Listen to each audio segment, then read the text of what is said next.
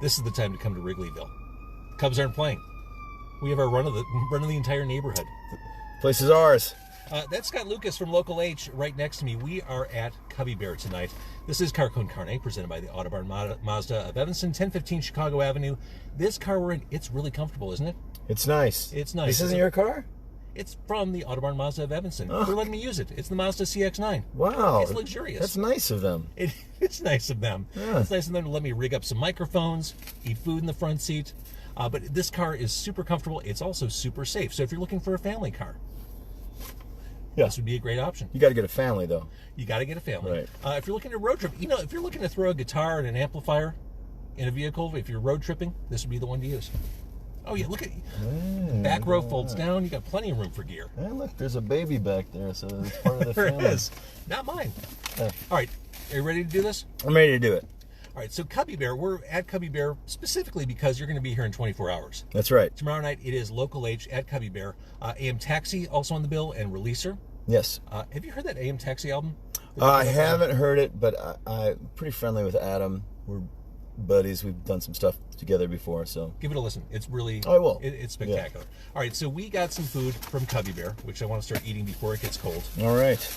I got the brat, which is what you do when you're by a ballpark, with tater tots. Ooh. Oh, look at that. That looks pretty good. Actually, a really good-looking veggie burger. Yeah, I got a veggie burger with the world-famous garlic fries. I can smell those. Smells good. Those are a friend maker right there. Yeah. I'm down. Keeps the girls away. It does. Pat Gleason says, "Hey guys, great to see you, Mr. Lucas," and that's how you like to be addressed, right? Yes. Not Scott. No. I mean, especially with all you've done. Scott's my dad's name. That's right. With all you've accomplished, you're Mr. Lucas now. You know what? I'm starting to get used to the idea of being called sir, because everyone's calling me sir. As you age? Yeah.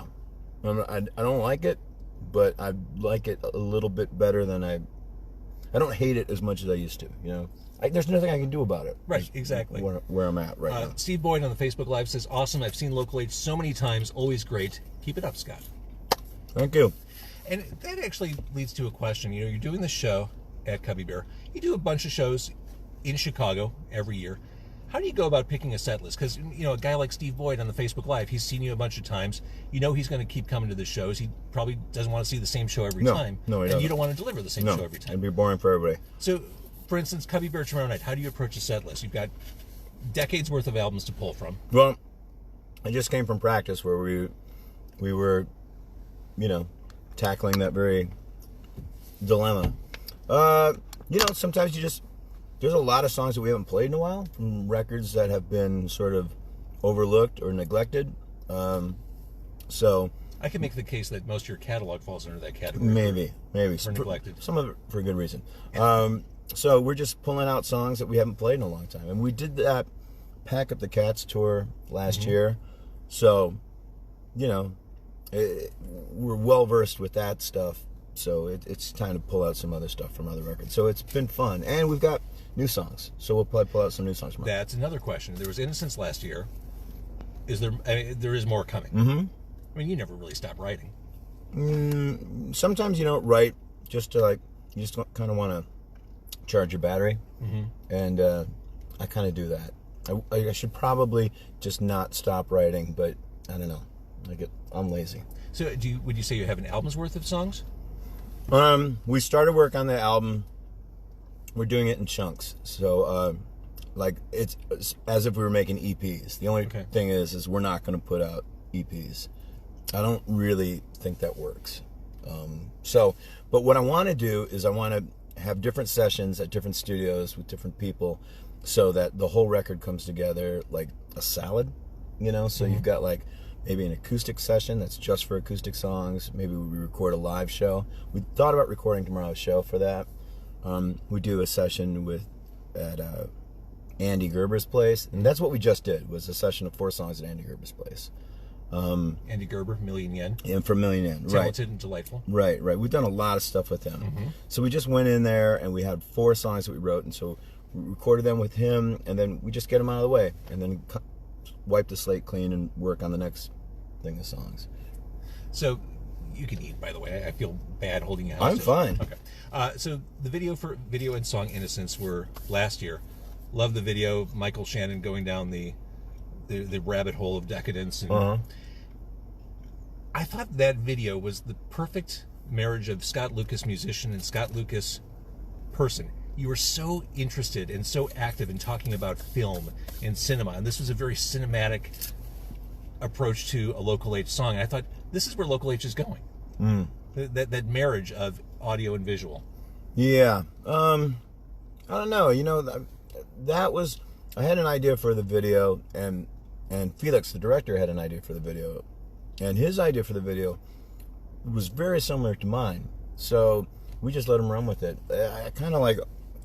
I didn't even need to be there. You know, I picked Michael up and brought him to the set, and that was about the extent of my job. He seems like a cool dude. I like Michael a lot. Yeah, he's very cool. I met him kind of once. It was right before Man of Steel came out. I was at LaGuardia Airport. We were on the same flight, and as we were waiting in line, I didn't want to be too weird, but I'm like, hey, looking forward to Man of Steel. Yeah. He said, oh, okay, thanks. That was my Michael Shannon moment. Probably more than he was. Well, who knew? Who knew it would be what it was?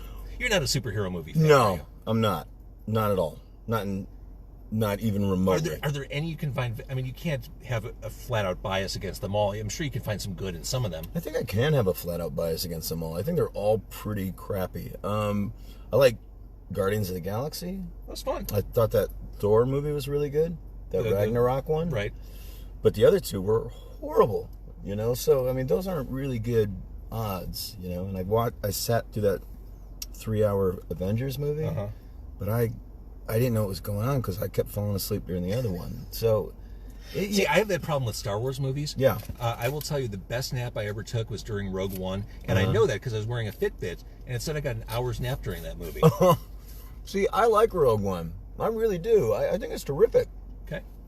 Is that the one with Carrie Fisher at the end? No. Oh, yeah. Yeah. No, it's with all new people, and Rogue One, where they all... Darth Vader shows up in the They end. all die. What? They all die at the end? Yeah. Yeah, it's great. I love when people die at the end. Rich, on the Facebook Live, he wrote a lot. He says, I love the idea of different sessions in different places with different producers. How about coming to Australia for a session? That would be great. That would be great. Easier said than done. That would be great. We've been trying to... I love Australia, and we haven't toured there since the 90s. And that is one of the things that I really hope happens. If that can happen, if you know anybody who wants to set up a tour for us in Australia, we're down. And we've done a couple of... we've been close a couple of times. What's it like when you tour I these notice days? you never eat when we do these things. I know. I didn't need to be there. What's it like when you tour cities you haven't been to for a while? Is it kind of like the tanks liberating Europe in World War II? Is it like a huge reception and celebration? I don't know. Sometimes we're so rarely away that I've forgotten what it was like. But it's good to like go away for a while and then come back. I don't know. You know, we finally made it to Europe after all these years, and you know. Wait, finally? Finally, we'd never played Europe. That seems impossible to me. You know, our record company was like, they don't really like rock and roll over there. It's not a good time for rock and roll. This was in the 90s. I feel like Europe has always been friendlier to rock and roll. It's insane that they would say that. Yeah. It was a total lie, you know? I think the money that they would have had to invest to do that, I don't think they wanted to do it, you know? And they wanted to keep us here, you know, flogging that record. We're going to do what's called a reset in radio. That's Scott Lucas of Local H. Tomorrow night, Cubby Bear. Local H is performing. Aim Taxi and Releaser also on the bill. Never disappointing seeing you on stage. Thank you. You rock. Even the last time I saw you, you only played, I think, one of your songs at the Jerry Bryant benefit in Metro. And you just killed it. I mean, you come to draw blood when you perform. That was fun. That was a lot of fun. We played God, Screaming so much Trees fun. and Blur. Played Blur, Oasis. We kind of like did a survey of Britpop. You did. Blur, Oasis, and Radiohead. That's right. That's right. And as far as that Screaming Trees song goes, I think we can all agree from that era, that's one of the best singles, hands down. From that era, it's probably the best band. I mean, they're so good, and their records really hold up. They really do. And oh my God, Mark Lanigan's voice. The best. The best. I was thinking about you driving over here tonight, thinking about Local H's longevity, Local H's career, and you are at a point now where you are that elder statesman. You've done it. Like, you survived the Hunger Games. You are who you are. And I was trying to think of, what is it about Local H that enabled you to survive, thrive, and be successful? And I'm thinking back to all your albums, I'm thinking back to the shows. It seems to me, from the outside, you've never really compromised. You've always had a pretty clear vision and sense of self. Yeah, that's good to hear. Because I don't know what, I have no idea why. Well, I mean, it's not like I'm pulling out one of your albums thinking, oh, that's where he sold out. Yeah. That's where he was pandering. I mean, you were always writing your stuff. Well, I have a theory, and I think it's because we never got really big. We never even got a gold record. So I think there's this thing where we never quite never attained real success in the. We have. Don't get me wrong. I know what you're saying, but we didn't sell millions and buttloads of records, and we were never surrounded by a bunch of yes men telling you, yeah, this is great, you're great, this is wonderful. And so we're always trying, and we're always trying to top ourselves. We're always trying to, and I honestly think our new stuff is if not the best stuff we've ever done, as good as anything. I didn't want to insult you by reducing your previous stuff, but I think your songwriting's getting better and better. I think it is getting better, and the stuff that we just recorded, I'm super excited about, because I'm like, wow, the songwriting's really good. What happened? How did this happen? So that, I think, might be the key. So, get some success, but not too much success, maybe? Yeah, and it's funny, as you talk about your songwriting evolution, when I listen to Ham-Fisted, I know who that Local H is, I understand that sound, but I know that's not the Local H of today. Yeah, no. And I'm sure there are some fans who want that Local H to still be there 24/7. Maybe, but a lot of those people, Ham-Fisted wasn't a hit when it came out anyway, so they can I say fuck off? They can fuck off. Podcast. But those people are never going to buy a new record from anybody. Right. The 90s are over. They think all good music is over, and rock ended when they stopped listening to new music. Right? There's a lot of that. Okay? Absolutely. And that's every new generation wants to close the door on rock. They want to close the door on the next generation. And every new generation says, the music that I listened to in high school or in my early 20s, that's it. There's no more music. It's like this country. Everybody comes to this country, and then they want to build walls so nobody else can get in. It's insane, and it's stupid, and so you can't please those people, and I won't even try to please those people. Matthew Winslow on the Facebook Live, echoing what we've been saying, hardest working dudes in rock. You are. It's that Midwestern scrappiness. It is. Yeah, the Midwest thing. It's the stubbornness. It's like, maybe we should give up, but there's that thing where it's like, nah, fuck off. I'm not going to do that. All right, hang on. I need a tater tot. Yeah, you do. Yeah, I do. You want a tot? Thanks for your tot, Napoleon. I want to thank Cubby Bear for their hospitality in providing tonight's food. Yeah. Are the garlic fries good? Yeah, have some of these garlic fries. They're great. They're pretty soggy, but they're awesome.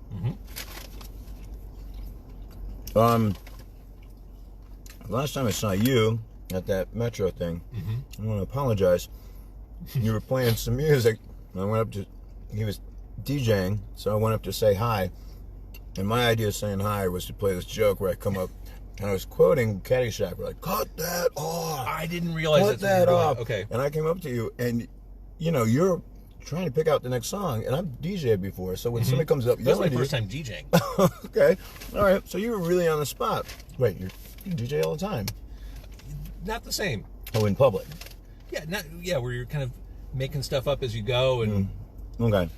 But I came up there, and when you're immersed in that, and somebody starts yelling at you, it scares you, and it scared the shit out of me. I realized, and I felt so horrible after I did it. I'm so sorry. And it was funny because at first I didn't even recognize you. Not like I don't know who you are, but it was just out of context, and I was focused. I'm like, what's going on? I'm like, oh, it's Scott Lucas, and It was funnier when I thought about it because you were saying cut that shit out as I was playing. I think I was playing Victrola by Veruca Salt. Yeah. So it was awesome. So no apology necessary. Okay. Well, I felt bad about that. It was very funny. We started talking about your love of films. I mean, you just, that is your hobby. That's your Kind of, yeah. It's like a side passion for you. Yeah. You've seen. I'm looking at your Facebook. You've seen like 80 movies already this year. I just saw one this morning called The Souvenir. It's really, really great. There was a time when I wouldn't even think about going to movies by myself. I do it all the time now, and I kind of love it. Yeah. I kind of love not being responsible for someone else and just going and... I don't even want anybody else in the theater. Well, yeah, there's that too. Yeah, I don't want anybody in the entire building. I don't want anybody on the block in the city. I just don't want anybody there. So I did the AMC A list, so I can... I love it. It makes total sense, right? Oh, yeah. Great. So I went ahead, I bought my Godzilla IMAX ticket for tomorrow, fully expecting it to suck. Uh-huh. I got my Ma ticket for Sunday. Ma? It's the woman who starts to buys beer for the high school kids, then things take a really creepy turn. I'm optimistic about that. But so you're one of the guys that does all the big mainstream blockbusters. No. You do everything ahead of time. I do. Well, I have kids. I've got stuff going on. I try to like slot things in when I can. So what happens when you don't show up? I haven't done that yet. Oh, so like if you can't make it, what happens? Do you know? I think you lose that one of 3 movies for the week. Okay. All right. I wondered. Let's see. Mark Carino, the best and most underappreciated band to emerge from Chicago since the 90s. Plus the only band since then that has creatively grown since those first records. Right on. Thank you. That's nice to see that, isn't it? Yes. You probably don't get that enough. No. Pat says your willingness to work with other local artists and friends also helps you stand apart. There is something to be said for, I wouldn't necessarily say you're a mentor, but I mean, you respect the scene, as cliche as that sounds. Yeah, I wanted to be a part of the Chicago scene, you know? I mean, I actively seeked people out to talk about music and have beer with. You know, I mean, that to me was part of the fun. Like, back when you were in Zion, were you looking for like a consult with 11th Dream Day? Like, what was going on? Yeah, basically, you know, like anybody that would hang out with me, you know, and that's how I met Andy Gerber. He was in a band called Laughing Man, and then he was in a band called Rust Bucket, and Rust Bucket was they were one of my favorite bands in Chicago. So I would come hang out with those guys all the time. And even when I first moved to Chicago, you know, like I'd hang out with Fig Dish and Triple Fast Action, and that's what I wanted to do. That was part of the reason for being in a band, to be around other people who were in bands that could talk about music and cared about music as much as you did. And even thinking about the 2 mixtapes, covered the Jesus Lizard, Muchacha. Right. I mean, so that's a respectful nod looking back too.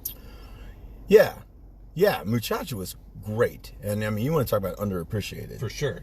Just never got a fair shake, and the songs on that first record are just phenomenal. Phil says we are lucky to have opened for Local H. No, maybe. I think up and coming bands can learn a thing or two watching you on stage, because you're so relaxed, but there's like this relaxed ferocity you have. It feels rock and roll. Yeah, I mean that's part of the aging thing, but you know, it is a certain comfort. You know, you live in it. You were talking earlier about people want to bury the past and say rock is dead. It's interesting. My son is a teenager. Oh yeah. And he is into rock. He's into metal. He was my +1 for Chicago Open Air 2 weeks ago. Awesome. And he was most excited, not about System of a Down, not about Tool. He was most excited about Meshuggah.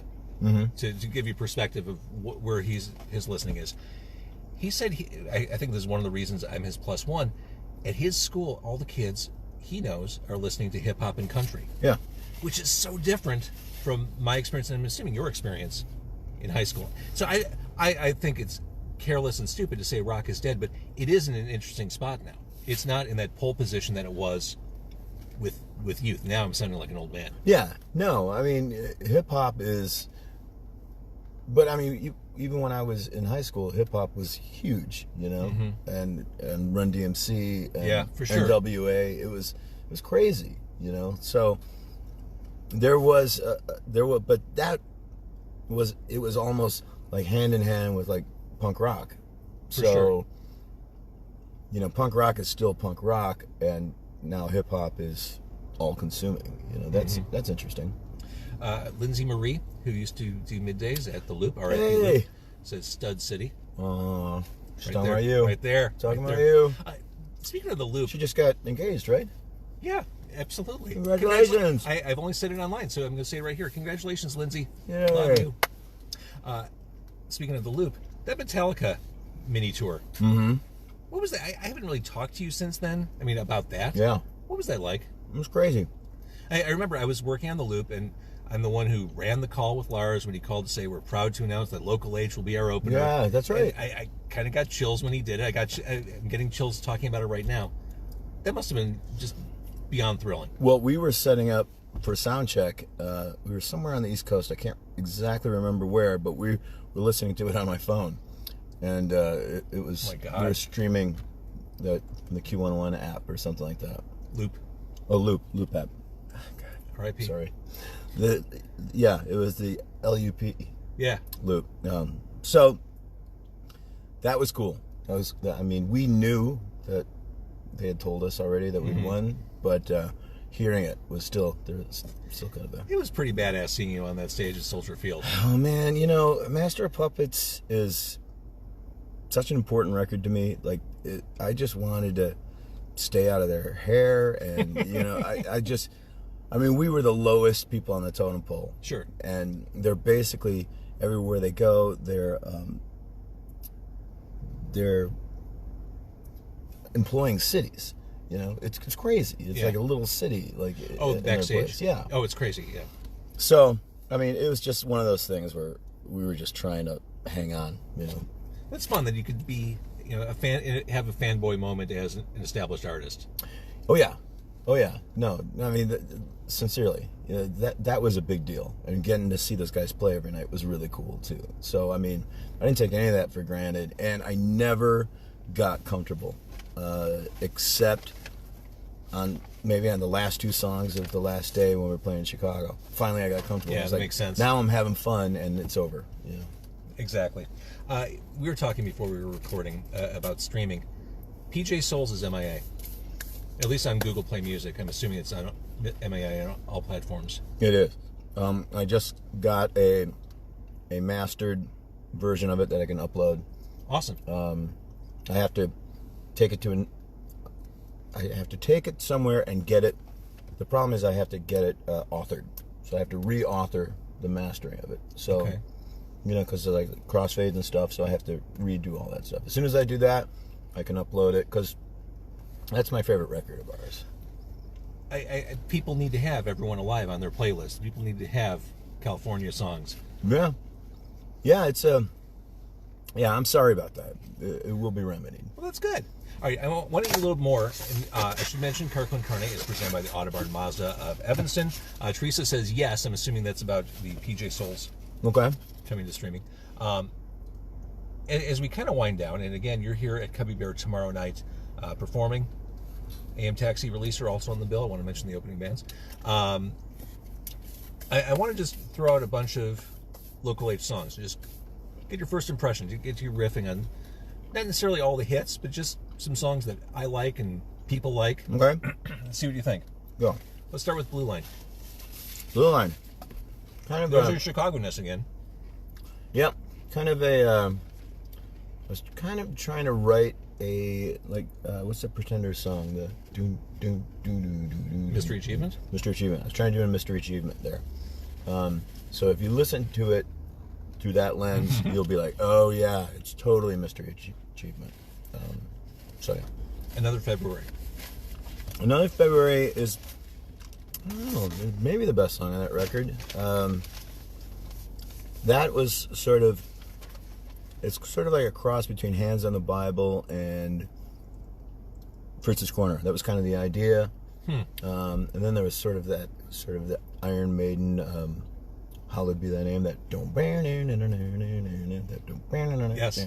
So with that like sort of 4 on the floor beat. Well, since you mentioned Hands on the Bible, let's talk about that. Seems like a song that certainly still works today. Yeah, that song really worked out, and that was like that. We were ready to make Here Comes the Zoo, and we thought we were ready. And the guy that was assigned when we went from Island to Chris Blackwell left Island, and he started Palm Pictures. Mm-hmm. So we pretty much knew we wanted to follow him. As soon as that happened, we were like, you know what?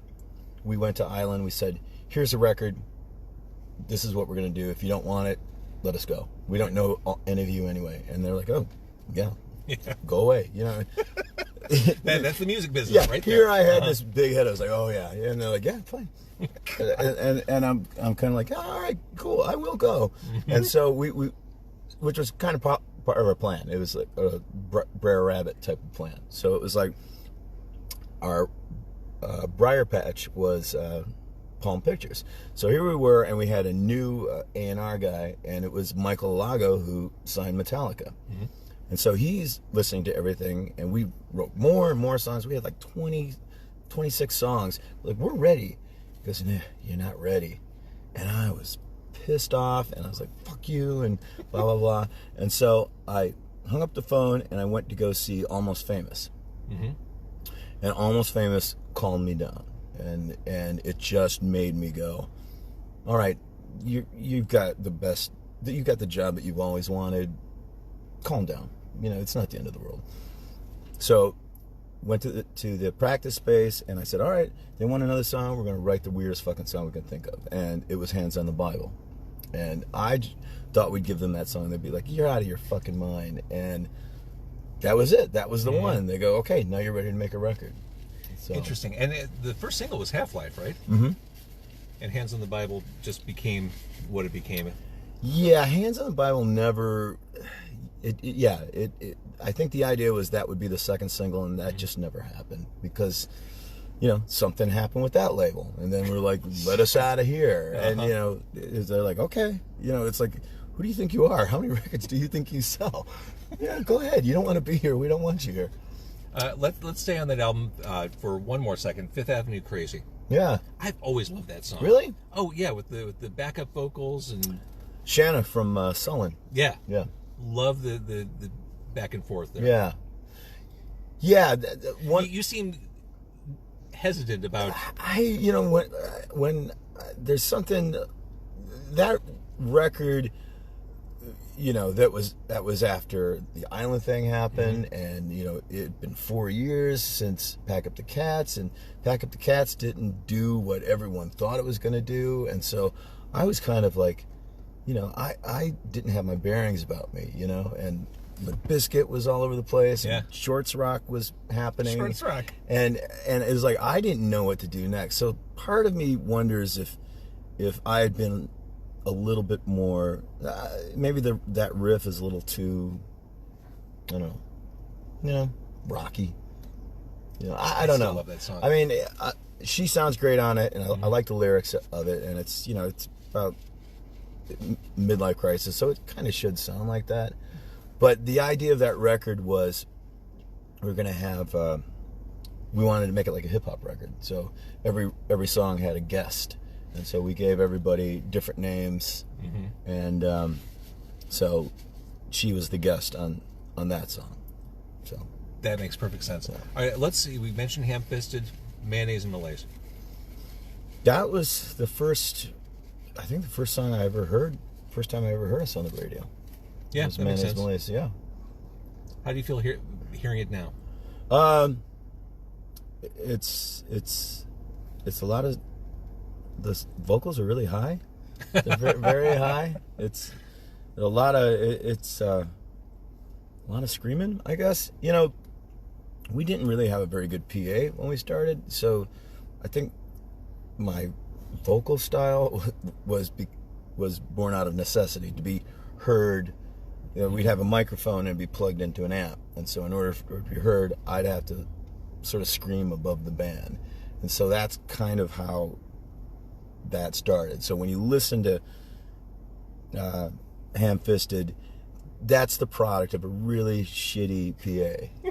Well, and also I think as time has progressed and your songwriting We've has gotten a better PA. Well, there's Yeah, that. okay. But I feel like you started to trust your voice more as you recorded more songs and more albums. You started to do more with it and affect more nuance in your songs. It's just aged. I think it's gotten better. Mm-hmm. You know, when I listen to those old records, I sound like I'm 12. You know, and It doesn't sound like you're 12. I mean, I don't really like to listen to my voice until like PJ Souls. okay. Like that's when I think it starts to get some character. Well, okay, here's where I disagree. Fine and Good. Pretty clean, you know.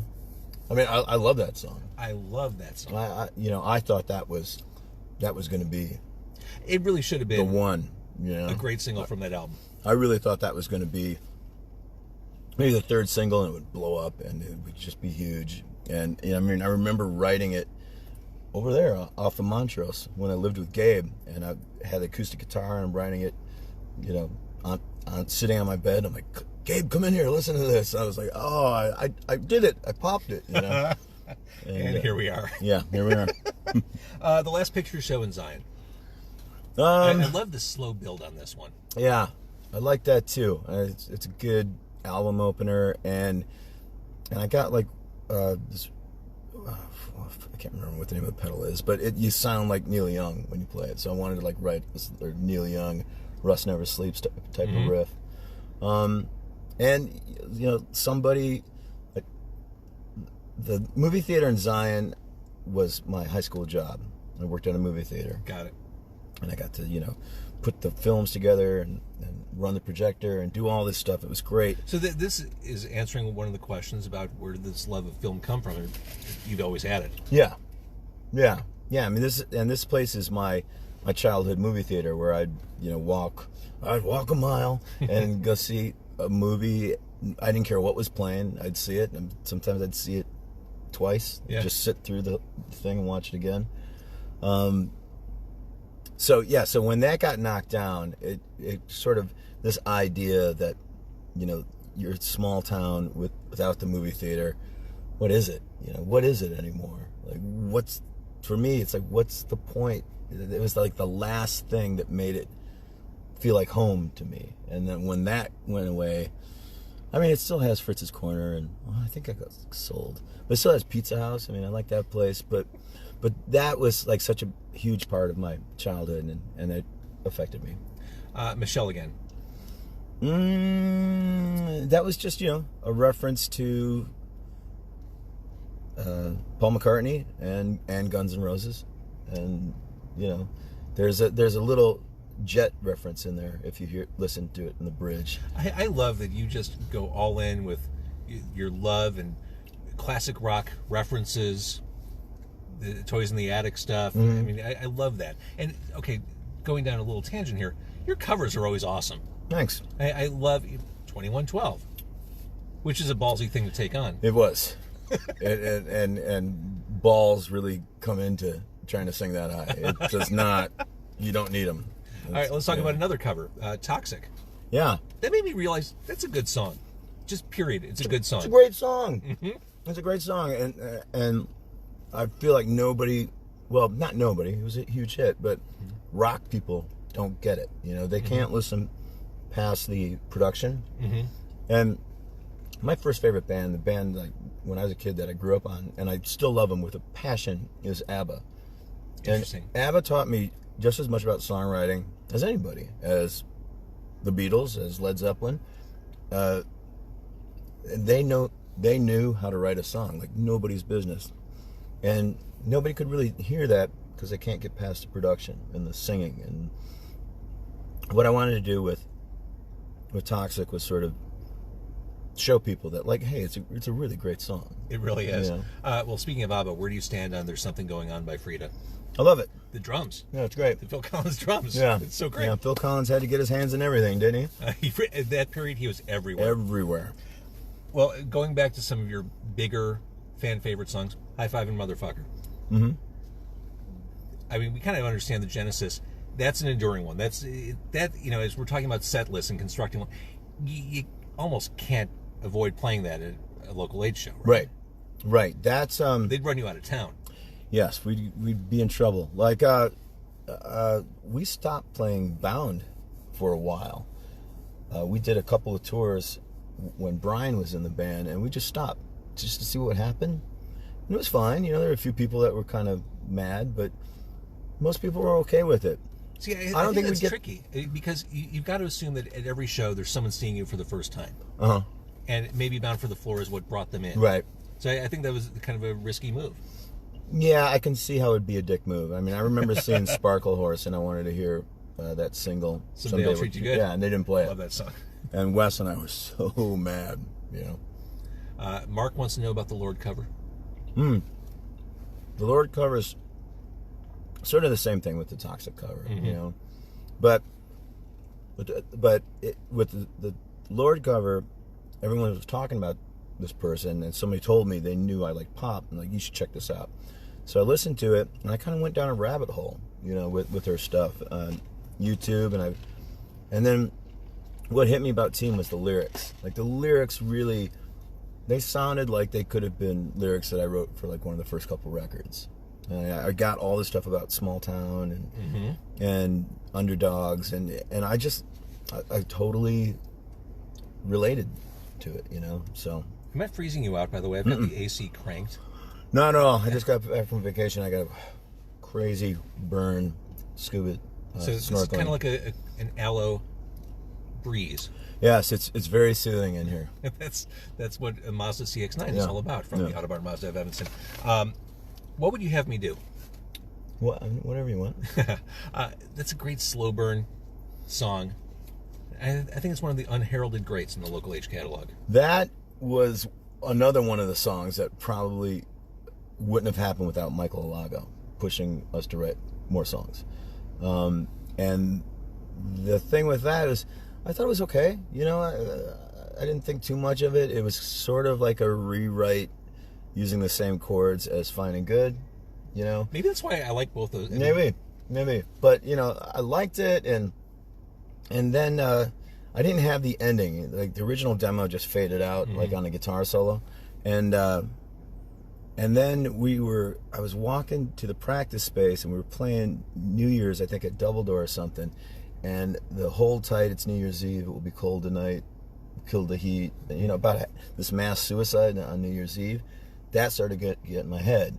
And then I started thinking about it, and then that became sort of the coda of, like the ending of The Chain, you know? And so I started to think along those lines. And then I started to think, what if we have, it's super long and annoying and obnoxious, we have everybody from the record come back for a curtain call. So if you listen to that, I didn't know this. Yeah, every person that's on the record comes back. So Shannon comes back, Josh comes back, Wes comes back. They're all have their parts, and if you listen to it, you can hear it like all sort of placed within that song. I'm having like an M. Night Shyamalan moment, like now that all the pieces are being put back together for me. So that was the original idea of that record, was that it wouldn't be a concept record, and that it would be just 10 rock songs all in minor keys, and it would be like Back in Black. And then that, at the last minute, I just blew it by just doing that thing. And so, you know, but yeah, I love that song. Now I love it, and I love playing it, and I love playing the ending so much. I'm sure. You know, so Hand to Mouth, it's a very dramatic and majestic sounding Local H song. Yeah, that's another, like, you know, the older I've gotten, the more comfortable I am doing longer songs. I grew up on longer songs, like Pink Floyd. Sure. My favorite band in high school. Really? Yeah, they still are. Like, they're right up there with, you know, it's really obvious with me. You know, like the bands that I constantly go to are like Pink Floyd and Zeppelin and the Beatles. See, Zeppelin and Beatles I would have pegged. Pink Floyd, just because you don't have that psychedelic freak-out side. Well, I do, and the older I've gotten, the more I've let it out. But if you listen to, you know, think about how many of our records are concept records. Where do you think that came from? I guess that comes from Pink Floyd. Yeah. You know, so like Pack Up the Cats, the whole idea that like all the songs bleed into each other, that's totally Pink Floyd, and that's from studying all those 70s concept records that they did inside and out, and knowing how they worked, and having part 1 and part 2 of songs and all that stuff. And like even Roger Waters' lyrics, they're funny, but they're angry and they're sarcastic.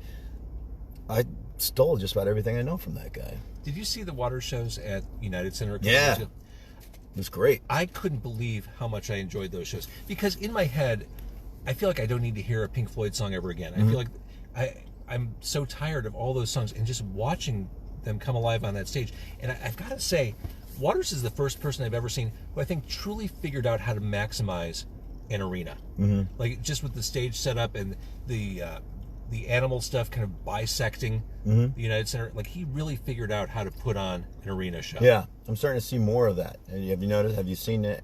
Like I went to go see Metallica, and I think there was some of that going on. I love it. It's more immersive. And, But yeah, all those songs. I mean, Breathe, and Another Brick in the Wall, even a song I never thought I'd want to hear again, with the kids singing along. Just, it was a breathtaking night of music. Yeah. I loved it.